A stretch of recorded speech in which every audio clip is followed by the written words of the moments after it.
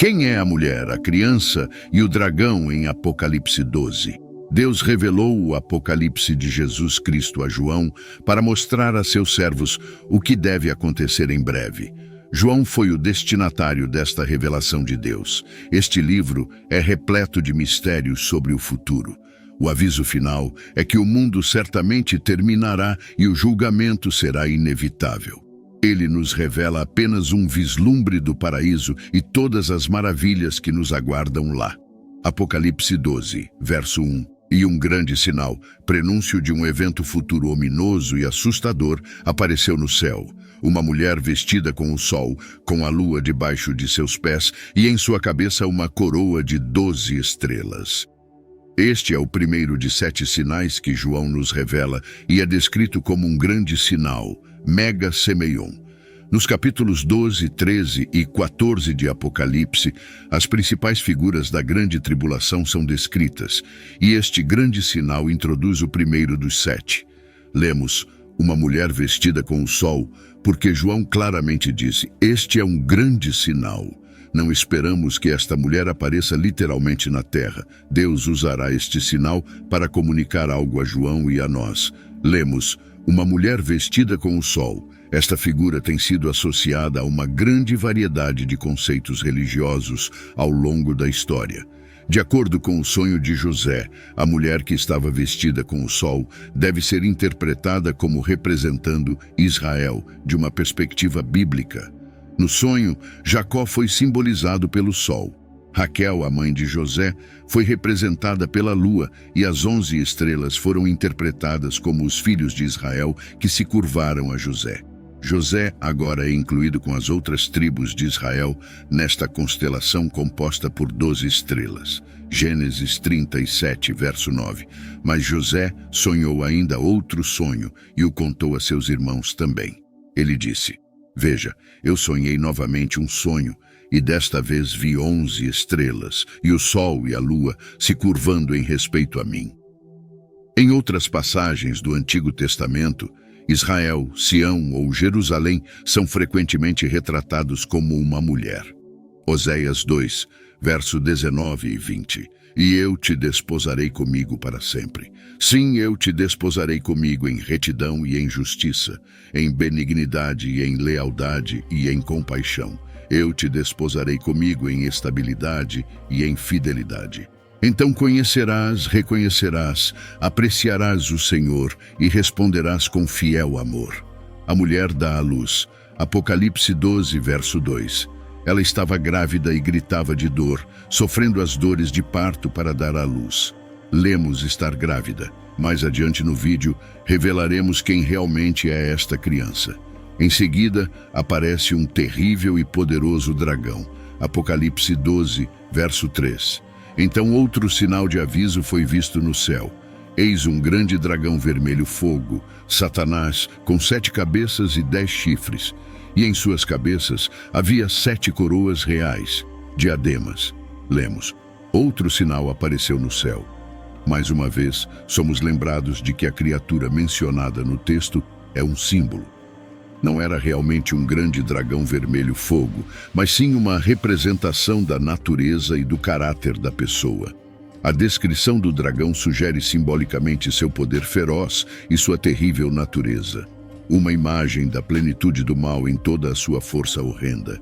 Em Apocalipse 12, o próximo sinal é um grande dragão vermelho com 7 cabeças e 10 chifres. As 7 cabeças são adornadas com 7 diademas, enquanto os chifres simbolizam poder e as coroas representam a autoridade. A imagem das 7 cabeças e 10 chifres é destinada a transmitir um senso de imenso poder, autoridade, conhecimento e força, e é, portanto, bastante aterrorizante. É importante notar que o termo diademas, que é uma transliteração da palavra grega diadema, aparece apenas no livro de Apocalipse e não em nenhum outro livro do Novo Testamento. Além disso, é uma palavra distinta da coroa Stéphanos, mencionada no versículo 1. A diferença entre os dois termos é que a coroa simboliza uma vitória permanente, enquanto o diadema representa autoridade e poder de governo. Esta mulher é muito diferente das outras mulheres em Apocalipse. Vemos outras mulheres em Apocalipse, por exemplo, Jezabel. Jezabel é associada a um sistema religioso que promove falsos ensinamentos. Apocalipse 2, verso 20. Mas tenho isto contra ti, que toleras a mulher Jezabel, que se diz profetiza, sendo inspirada, e ela ensina e desencaminha meus servos a cometerem atos de imoralidade e a comerem alimentos sacrificados aos ídolos. Também conhecemos outra mulher, a grande meretriz associada à falsa religião, em Apocalipse 17, verso 2. Apocalipse 17, verso 2, Bíblia amplificada. Ela com quem os reis da terra cometeram atos de imoralidade, e os habitantes da terra se embriagaram com o vinho de sua imoralidade. Também conhecemos a noiva, associada à igreja. Lemos isso em Apocalipse 19, versos 7 ao 8. Alegremo-nos e exultemos de alegria. Demos a ele glória e honra, pois o casamento do Cordeiro finalmente chegou e sua noiva, os redimidos, preparou-se. Foi-lhe permitido vestir-se de linho fino, deslumbrante, branco e puro, pois o linho fino simboliza os atos justos dos santos, a conduta ética, integridade pessoal, coragem moral e caráter piedoso dos crentes. Agora vemos o dragão causando mais desastre. Apocalipse 12, verso 4. E sua cauda varreu o céu, e arrastou 1/3 das estrelas do céu, e as lançou à terra, e o dragão se postou diante da mulher que estava para dar à luz, para que, quando ela desse à luz, ele pudesse devorar sua criança.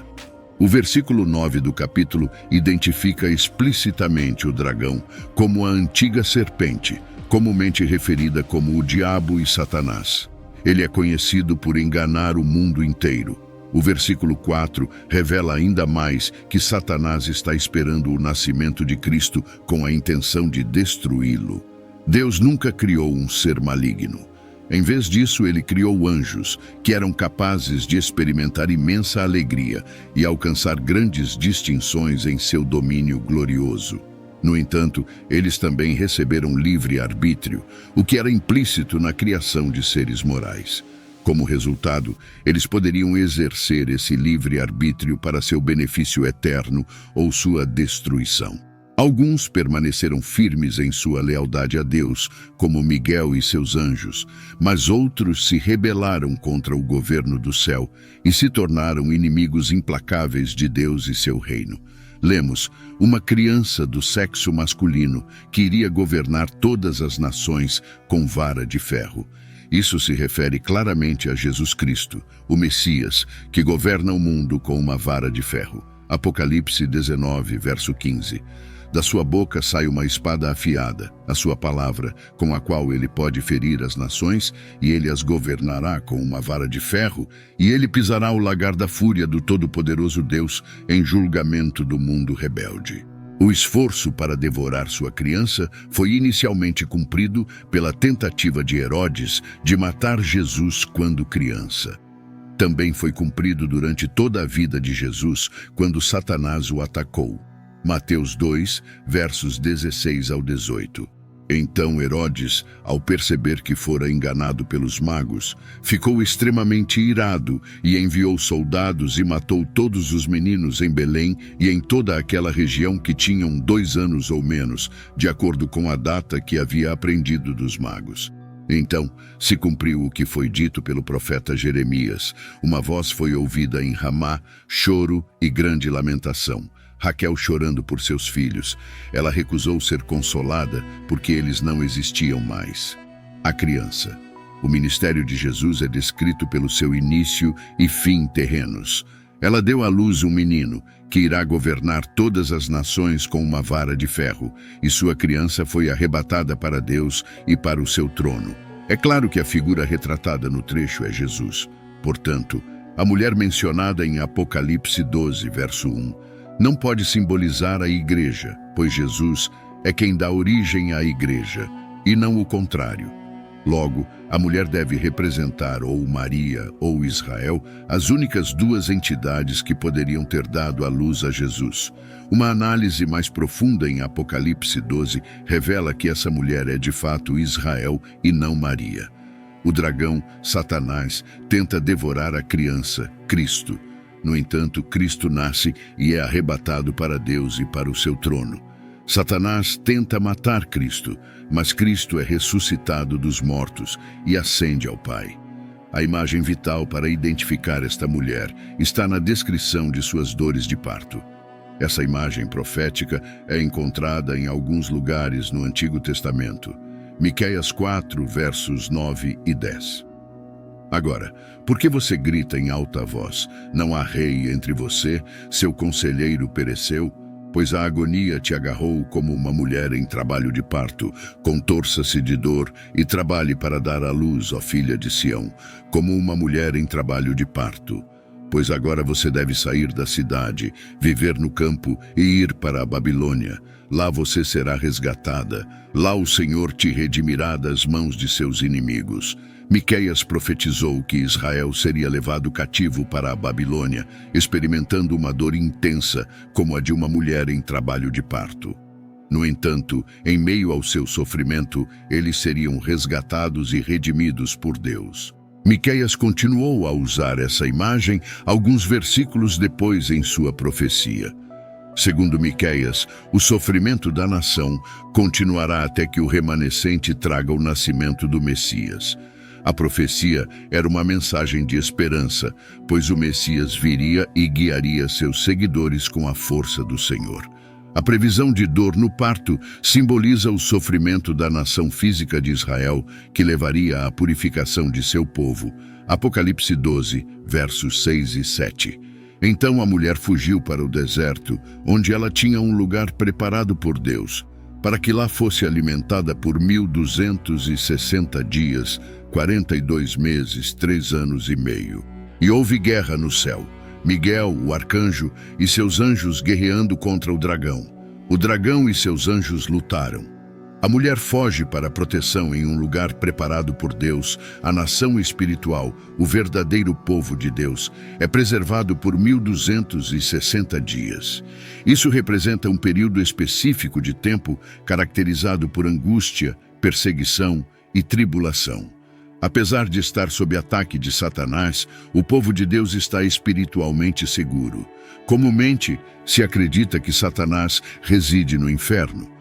No entanto, atualmente ele não está lá, embora seja certo que ele acabará lá. A imagem popular de Satanás como uma figura vermelha com chifres, cauda e um tridente está longe da representação bíblica. Surpreendentemente, Satanás pode até entrar no céu, conforme Jó 1. Ele pode visitar a presença de Deus. Uma batalha ocorreu no céu, onde Miguel e seus anjos lutaram contra o dragão e seus anjos. O dragão foi derrotado e lançado à terra junto com seus anjos. Apocalipse 12 descreve um conflito espiritual cósmico, onde o diabo e seus seguidores marcham contra o céu. Apesar de seus esforços, o dragão não teve sucesso em sua luta. O arcanjo Miguel serviu como o campeão de Deus e era o comandante-geral das forças de Deus. Isso é revelado em Apocalipse 12, verso 9. Daniel 12, verso 1. Agora, naquele tempo do fim, Miguel, o grande príncipe angelical que protege os filhos do teu povo, se levantará e haverá um tempo de angústia como nunca houve, desde que houve nação até aquele tempo.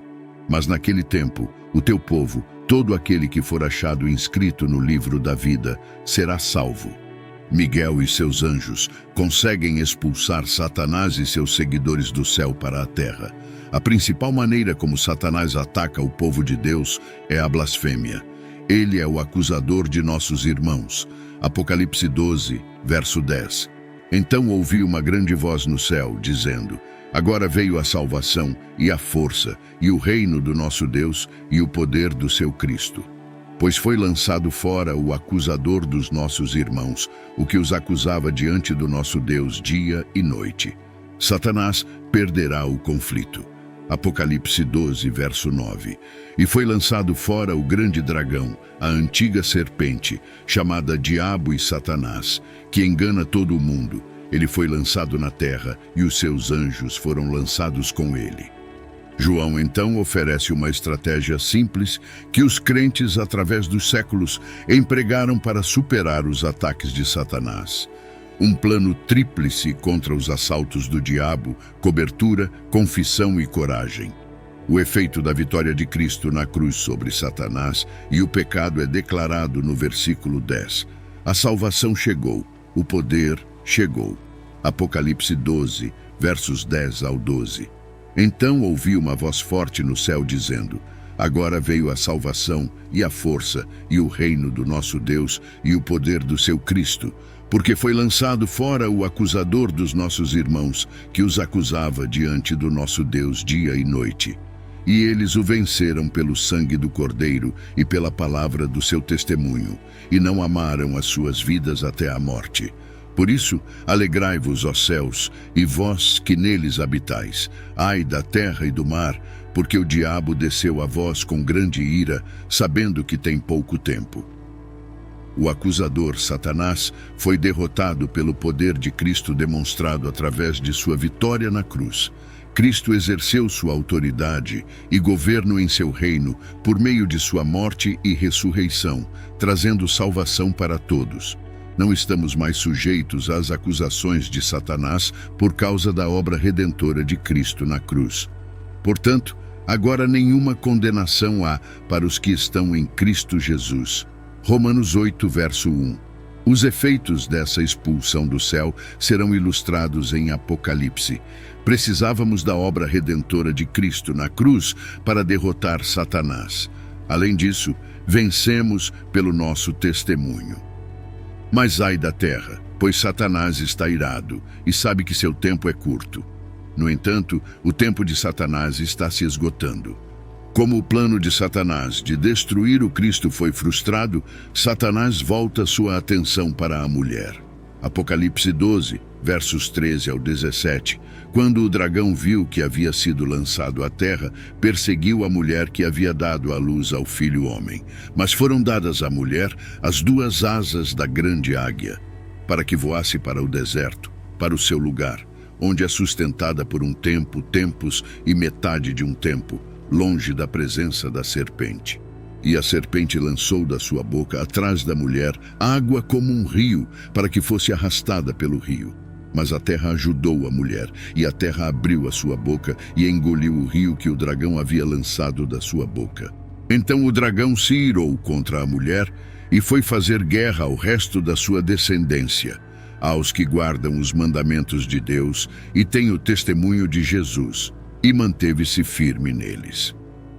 Anteriormente nos foi dito no versículo 6 que a mulher fugiria para o deserto para proteção durante os tempos de tribulação. O versículo 13 retoma essa ideia após notar o efeito da vitória de Cristo sobre Satanás. Satanás busca atacar. No entanto, foram dadas à mulher as duas asas da grande águia para voar para o deserto, para proteção por um tempo, tempos e metade de um tempo. Ser carregado nas asas de uma águia nos lembra como os israelitas foram salvos no deserto. Êxodo 19, verso 4. Vistes o que fiz aos egípcios, e como vos levei sobre asas de águia, e vos trouxe a mim. Satanás tenta incansavelmente destruir os verdadeiros seguidores de Deus, mas seus esforços são em vão, como indicado no versículo 16. No entanto, seu fracasso apenas alimenta sua raiva, e ele muda seu foco para os outros crentes que guardam os mandamentos de Deus e mantêm o testemunho de Jesus, conforme mencionado no versículo 17. Isso revela a atitude hostil de Satanás para com aqueles que creem em Jesus. O capítulo nos fornece um cronograma para esses eventos. A mulher representa o remanescente de Israel que permanece fiel ao Senhor e dá à luz o Cristo. Satanás ataca a mulher, mas ela é protegida. Tudo o que resta é para Satanás levar seu ataque. Ele vai fazer guerra com o resto de sua descendência. No capítulo 13, veremos como Satanás planeja mirar na igreja no futuro. Apesar de suas tentativas de derrotar Cristo, Satanás não teve sucesso. Seu próximo passo é atacar a igreja, especificamente aqueles que guardam os mandamentos de Deus e mantêm o testemunho de Jesus. Diante desses acontecimentos revelados em Apocalipse, fica evidente a magnitude da batalha espiritual que se desenrola ao longo da história da humanidade, culminando nos eventos finais que determinam a vitória definitiva de Cristo sobre o mal. A narrativa de Apocalipse não apenas descreve conflitos cósmicos e terrenos, mas também oferece esperança e direção para os fiéis em meio às adversidades. A proteção divina conferida à mulher, que simboliza Israel, e a derrota de Satanás reforçam a promessa de Deus de preservação e redenção para seu povo. Esta seção do Apocalipse, repleta de simbolismos e profecias, encoraja os crentes a permanecerem firmes na fé, conscientes de que, embora a batalha entre o bem e o mal continue, o desfecho já está determinado. A vitória de Cristo na cruz e sua ressurreição não são apenas eventos históricos, mas a fundação da esperança cristã que transcende as tribulações deste mundo. A garantia de que Satanás será definitivamente derrotado e que os fiéis serão eternamente salvos é um chamado ao compromisso inabalável com os ensinamentos de Jesus e a vida em conformidade com os mandamentos de Deus. Assim, enquanto aguardamos o cumprimento final de todas as coisas, que nosso coração se encha de gratidão pela vitória assegurada em Cristo Jesus, dedicando-nos a viver de maneira digna do chamado que recebemos, como luzes neste mundo, até que possamos finalmente testemunhar a plenitude do reino de Deus, onde não haverá mais dor, nem choro, nem sofrimento, e onde Deus enxugará toda lágrima dos olhos de seus filhos. Que estejamos sempre preparados, mantendo nossa lâmpada acesa, pois nossa redenção se aproxima. E hoje, se você está cansado de viver uma vida sem Cristo, quero lhe fazer um amoroso convite. Inicie uma nova vida apenas com uma pequena atitude, que pode transformar sua vida para todo o sempre. Comente aqui embaixo: eu te aceito, Senhor Jesus, como meu único e suficiente Senhor e Salvador da minha vida. Até a próxima.